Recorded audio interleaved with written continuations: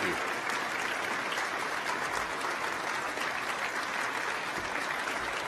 Thank you.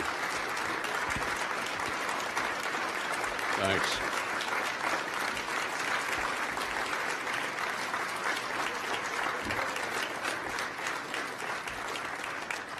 Thank you. Well, for those of you gathered here today, I truly appreciate the opportunity to bid you a proper farewell.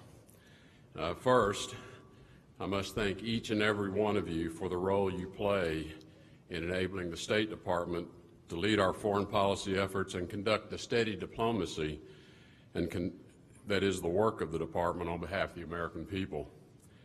None of this is possible without your daily contributions, from the mailroom to the 7th floor and all points in between, and all of our missions abroad, our locally employed staff, our EFMs, eligible family members, to our ambassadors and chief of mission.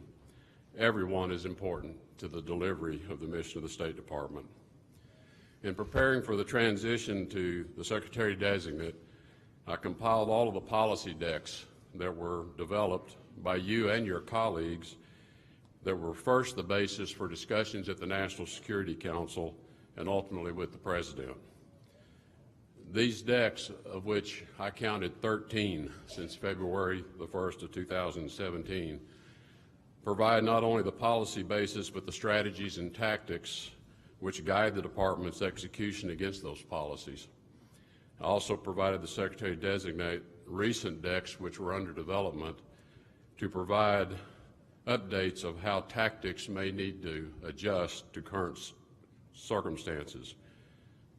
Because while the policies and the strategies should never change, we must constantly review how the tactics are delivering on the objectives. The country faces many challenges, in some instances perplexing foreign affairs relationships, and in other instances serious national security threats. In these times, your continued diligence and devotion to the State Department's mission has never been more necessary. As you go about your duties, each of you carrying out your individual responsibilities as well as your collective duty, it is my hope that you will be guided by and test your actions each day against the values that we have spoken about over this past year.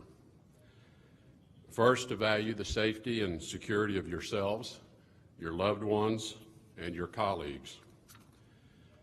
Second, to maintain a commitment to accountability by first holding yourselves accountable so that you're able to hold others accountable, and that the positive environment of accountability is underpinned by honesty and integrity in all that you do.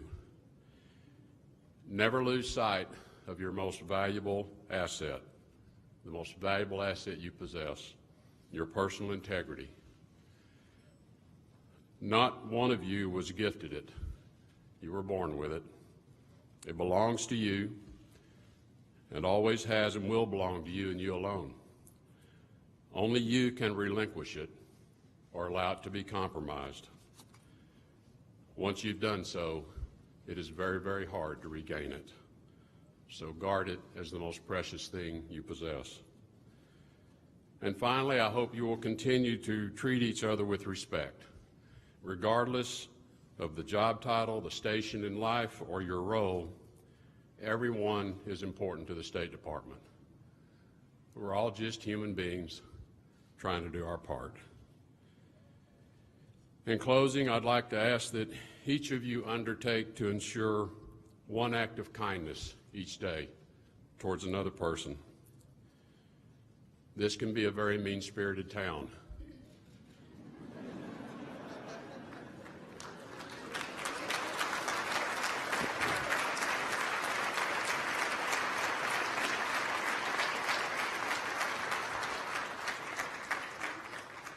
But you don't have to choose to participate in that.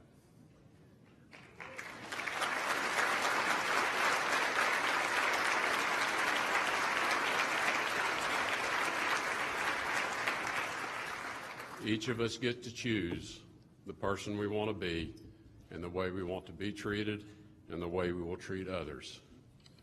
God bless you all, your loved ones. God bless America.